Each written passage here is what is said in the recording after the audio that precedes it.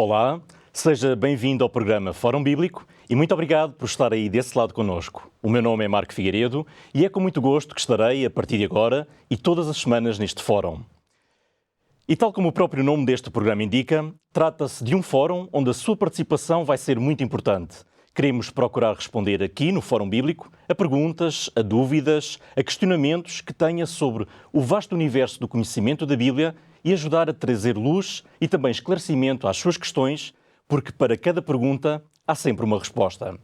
Para isso, deixo este desafio de nos enviar as suas perguntas que tenha sobre qualquer tema ou assunto da Bíblia e procuraremos, na medida do que nos for possível, respondê-las aqui neste fórum. Pode fazê-lo enviando as suas perguntas ou temas para o nosso e-mail programas@novotempo.pt. Tome nota, programas@novotempo.pt, ou se preferir usar o seu telemóvel, pode também enviar uma mensagem por WhatsApp ou SMS para o número 933 93 92 91. Volto a repetir o número 933 93 92 91.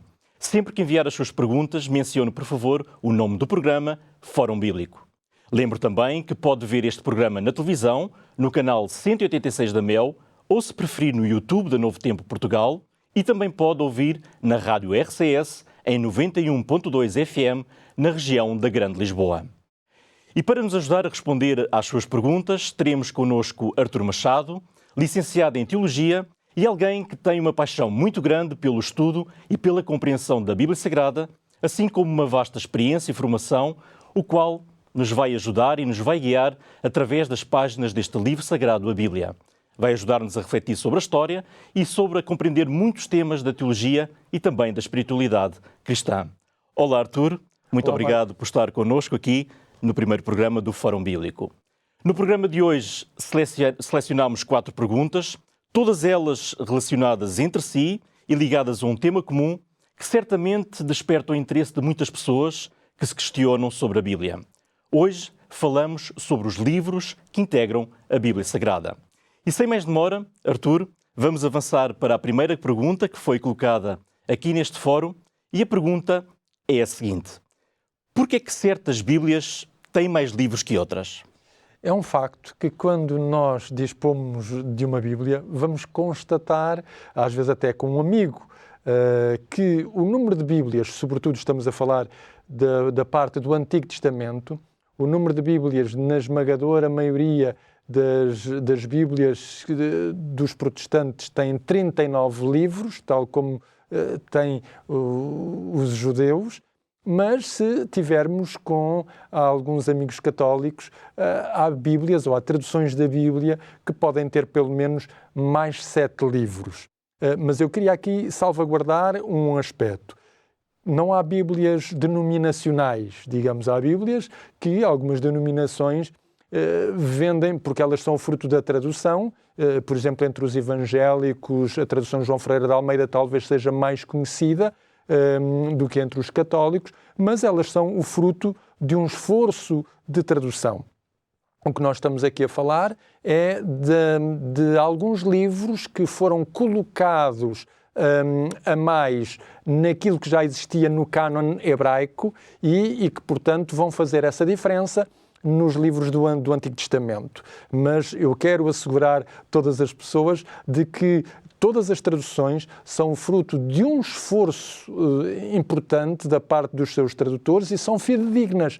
Ou seja, muitas vezes os tradutores fizeram o melhor que eles podiam para dar para o português aquilo que um texto hebraico ou um texto grego querem dizer e, portanto, às vezes escolhe-se uma ou outra palavra que é diferente, mas no essencial a mensagem é a mesma. Com esta adição de livros já não se passa tanto assim. Por isso é que é importante nós verificarmos o porquê desta diferença, em que é que ela consiste e qual, digamos, as características que estes livros têm que faz com que protestantes e judeus não os tenham no seu cânon bíblico. Muito bem, Artur. Penso que ficou claro a explicação desta diferença no número de livros. E a pergunta que se segue vem em sequência, que é: quando é que surgiu esta diferença no número de livros do Antigo Testamento? Esta diferença vai surgir depois da Reforma Protestante. Como nós sabemos, com a Reforma Protestante, a Bíblia começa a ser traduzida para as línguas dos países, para o alemão, sobretudo, com Lutero. E o que vai acontecer é que a Contra-Reforma, sobretudo com o Concílio de Trento, no dia 8 de abril de 1546, o Concílio de Trento vai determinar que uma série de livros, até então denominados deuterocanónicos, deutero é uma palavra grega que significa segundo, ou dois, portanto o cânon canónico vem de cânon, os segundos no cânon, e já iremos explicar daqui a pouco isto, que estes livros deuterocanónicos, e estamos a falar, por exemplo, do livro de Tobias, o livro de Judite, o primeiro e o segundo livro de Macabeus, o livro do Eclesiástico, o livro de Baruque, o livro da Sabedoria e alguns capítulos de outros livros canónicos, como, por exemplo, uma adição a alguns capítulos do livro de Daniel ou do livro de Esther, fossem introduzidos, portanto, no cânon bíblico. Não ficassem separados, mas fossem introduzidos como se fizessem parte, portanto, da Bíblia. E desde essa altura foram utilizadas, então, 3 nomenclaturas para os livros bíblicos. A nomenclatura protocanónico, para designar os 39 livros que já existiam do Antigo Testamento, e depois a designação deuterocanónico ou apócrifo, para designar estes restantes livros que eu acabei de mencionar. A palavra apócrifo vem do grego. Ela significa secreto ou escondido. E é um termo que se aplica, portanto, a alguns escritos judaicos. Estamos a falar, portanto, de livros, como eu mencionei, do Antigo Testamento. Há alguns escritos judaicos que foram, sobretudo, redigidos entre os períodos intertestamentários, ou seja, entre o final do Antigo Testamento e o início do Novo Testamento. E segundo o Concílio de Trento, estes livros deuterocanónicos ou apócrifos não se distinguem dos já existentes por qualquer distinção em qualidade, valor e importância. Ou seja, o Concílio de Trento vai dizer que eles estão todos ao mesmo nível. E isto é que foi a grande diferença, porque os judeus tinham estes livros, sem dúvida alguma, e há muitos outros. Nós podemos dizer que há uma Bíblia apócrifa. Há muitos escritos ou partes de livros ou livros em inteiro que eram conhecidas, portanto, dos judeus, mas que eles não consideravam como sendo inspiradas. E eles só consideravam como sendo inspiradas os que hoje nós temos, os 39 livros do Antigo Testamento. Esta decisão do Concílio de Trento coloca uma questão. A questão de saber o que é que nos autoriza a perceber quais são os livros que devem integrar a Bíblia. E, portanto, o Concílio de Trento decidiu que é a Igreja que tem autoridade sobre a Bíblia para dizer quais os livros que são inspirados e os livros que não são inspirados. Por outro lado, os protestantes consideram que a Bíblia, internamente, nos dá indicações e que nos ajudam a perceber quais os livros que devem ser inspirados ou não inspirados. E, portanto, para os protestantes, quem tem a autoridade para dizer que livros integram as Escrituras ou não é a própria Bíblia. A própria Bíblia dá-nos pistas, digamos assim, para nos indicar que esses livros são inspirados ou não, enquanto que, para a Igreja, é a Igreja que tem essa autoridade. E daí que, desde esse momento, houve realmente essa clivagem. E estamos aqui, portanto, numa questão de autoridade. Para os protestantes, a Bíblia é a suprema autoridade. Para a Igreja determina quais os livros que, portanto, devem fazer parte da Bíblia Sagrada e, nesse caso, ou divide a autoridade com a Bíblia ou sobrepõe-se à autoridade da Bíblia. A terceira pergunta que eu tenho para lhe colocar, penso que ajuda a clarificar um pouquinho mais isso, que é exatamente porque é que os protestantes então não aceitam estes livros? Quais são as razões que os levam a não aceitar? Há várias razões. Exatamente. Razões em concreto. Há várias razões.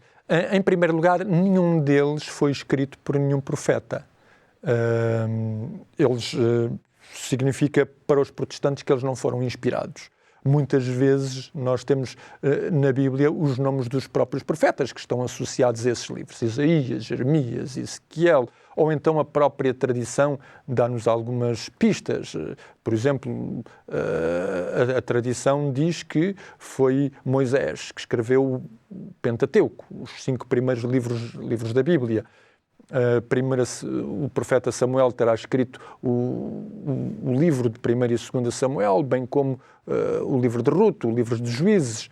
Nós temos essas indicações. Ora, estes autores não aparecem, não são profetas denominados. Em segundo lugar, nós podemos dizer que há contradições históricas nestes livros. Eu vou-vos dar alguns exemplos. O livro da Sabedoria pretende ter sido escrito por Salomão, mas assinala que, nessa altura, os israelitas estavam sujeitos aos seus inimigos. Ora, isso é falso, porque no tempo de Salomão, nós sabemos pelo relato bíblico que o grande Israel, que tinha sido construído por David e que tinha ocupado várias porções de territórios no Médio Oriente, se mantinha. E Israel não estava subjugado a nenhum inimigo. No livro de Judite, por exemplo, também se supõe que Nabucodonosor é o rei dos assírios e que vive em Nínive. Mas na altura de Nabucodonosor, a cidade de Nínive já tinha sido destruída.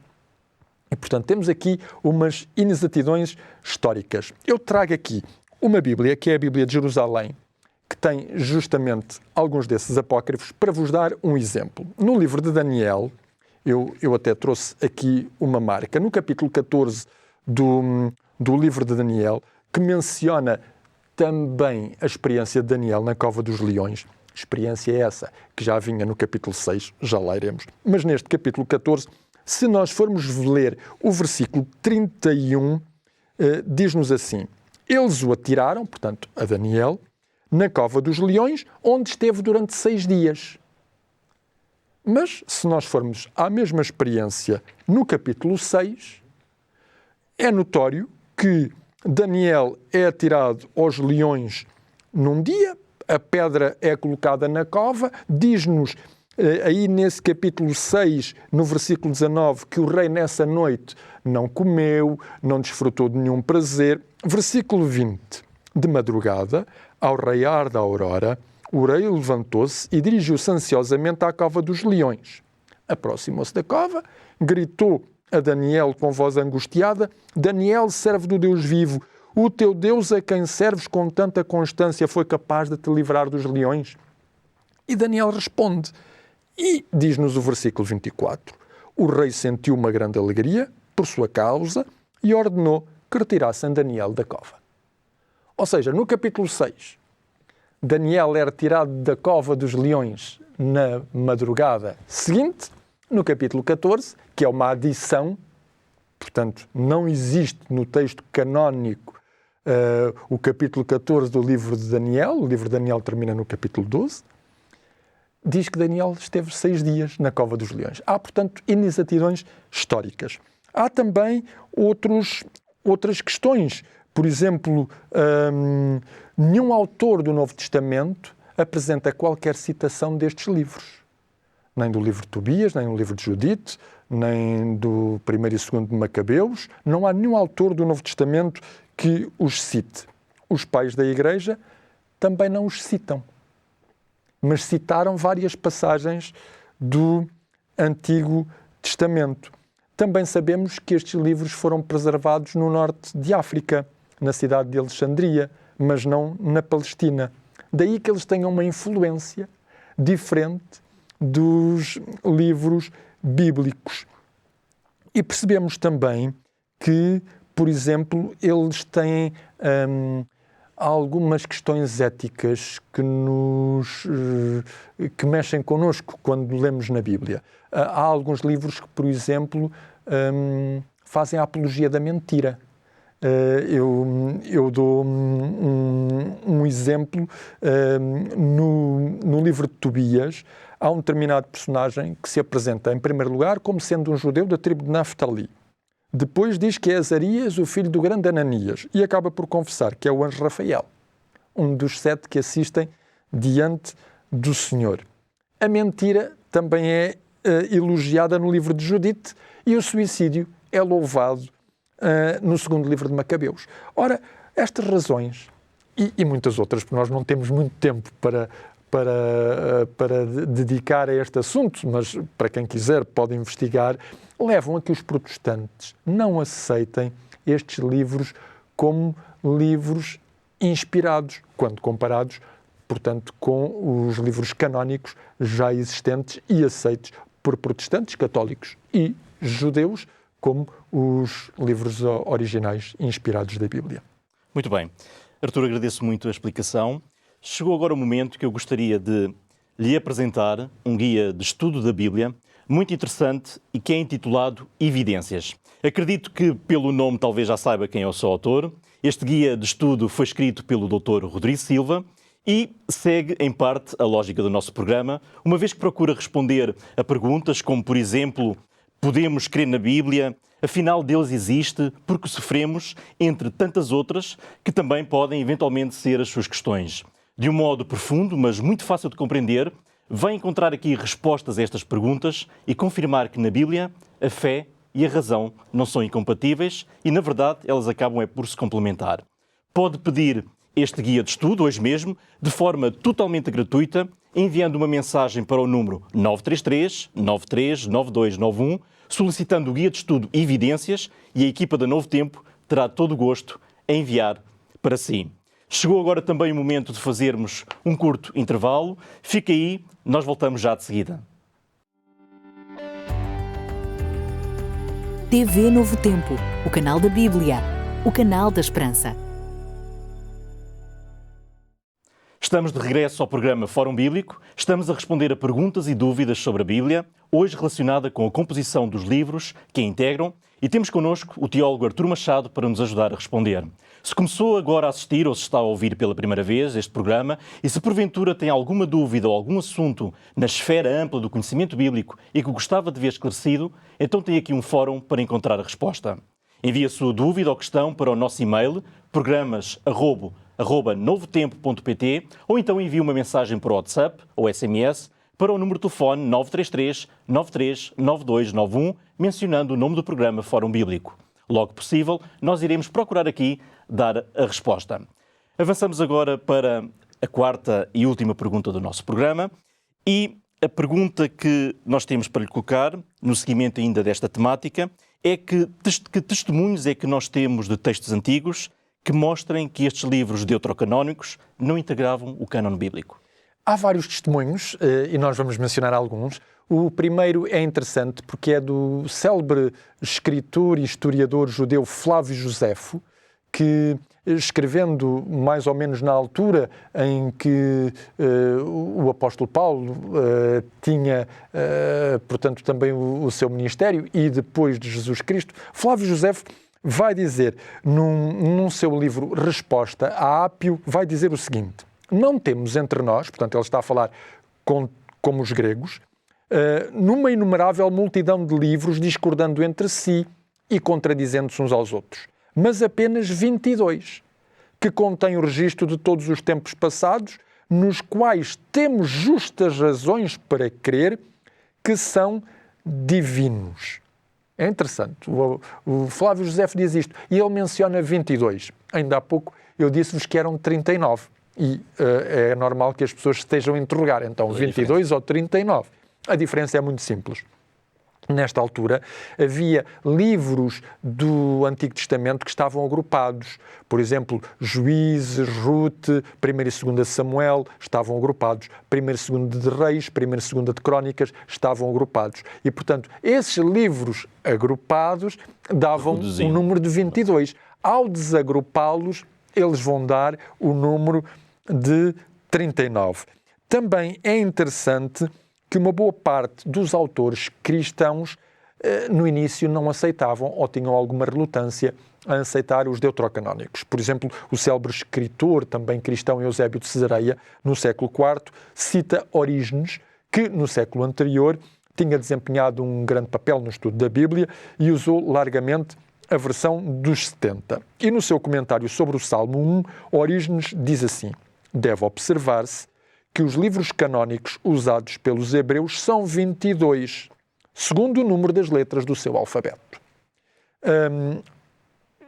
Outro pai da Igreja, Atanásio, na sua Epístola Festale, depois de enumerar os livros canónicos, ele acrescenta: para maior exatidão, devemos acrescentar que, além destes livros, há outros que não são canonizados. Ele diz: há outros, é verdade, mas que foram aconselhados pelos pais para serem lidos por aqueles que, novamente vindos até nós, têm desejo de ser ensinados pela palavra da piedade. E, portanto, nós encontramos entre os pais da Igreja esta dicotomia. Alguns aceitavam, mas para serem lidos não eram aceitos em questões de doutrina. Outros começaram a utilizá-los. E aqui quem vai ter uma posição predominante é, sobretudo, Santo Agostinho, que vai fazer pressão para que os livros deuterocanónicos sejam cada vez mais aceites no cânon e pelos cristãos, digamos assim. O que não vai ser fácil, porque mesmo depois disso, muitos papas, ao citarem até os livros deuterocanónicos, vão pedir autorização. Vão dizer: eu peço desculpa, mais ou menos nestas palavras, por citar um livro que não é canónico, e, portanto, o que quer dizer que eles aceitavam, mesmo eles, muito melhor e mais facilmente, os livros considerados inspirados pela Bíblia do que estes livros que não são inspirados. São livros históricos que nos mostram a cultura do povo de Israel, mostram-nos o seu tempo, mas que não são inspirados, isto é, não servem para a conduta moral e ética dos cristãos. E esta é a grande diferença entre os livros apócrifos e os livros canónicos. Ok. Penso que ficou muito claro. Obrigado, Artur, pela forma muito clara e muito fundamentada como respondeu a estas questões. E tenho a certeza que todos aí em casa e que nos estão a ver e a ouvir ficaram muito mais esclarecidos sobre esta diferença de livros que nós muitas vezes encontramos nas Bíblias.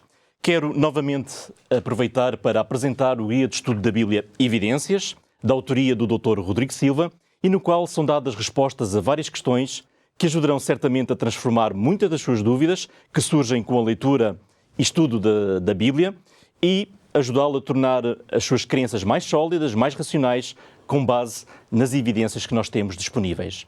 Já sabe, este guia de estudo é totalmente gratuito e pode pedir o seu enviando uma mensagem para o número 933 939291, solicitando o guia de estudo Evidências, e receberá o mesmo na morada que nos indicar. Volto a lembrar que o programa Fórum Bíblico é um programa feito por si e para si, e por essa razão queremos responder às suas questões. Por isso, envie-nos as suas perguntas, as suas dúvidas ou temas que gostava de ver esclarecidos e respondidos aqui no nosso fórum, e pode fazê-lo enviando-as para o nosso e-mail programas@novotempo.pt ou então por mensagem pelo WhatsApp ou através de SMS para o número 933 939291. Não se esqueça, mencione o nome do programa Fórum Bíblico na sua mensagem. Recordo também que pode acompanhar este programa na televisão, no canal 186 da MEL, no YouTube da Novo Tempo ou então na rádio RCS em 91.2 FM na região da Grande Lisboa. Terminamos assim o nosso programa. Despeço-me do Artur, despeço-me de si que nos está a ouvir ou a ver ou ouvir desse lado, e porque cada pergunta merece uma resposta, nós voltaremos aqui no Fórum Bíblico na próxima semana. Esperamos por si. Fique bem.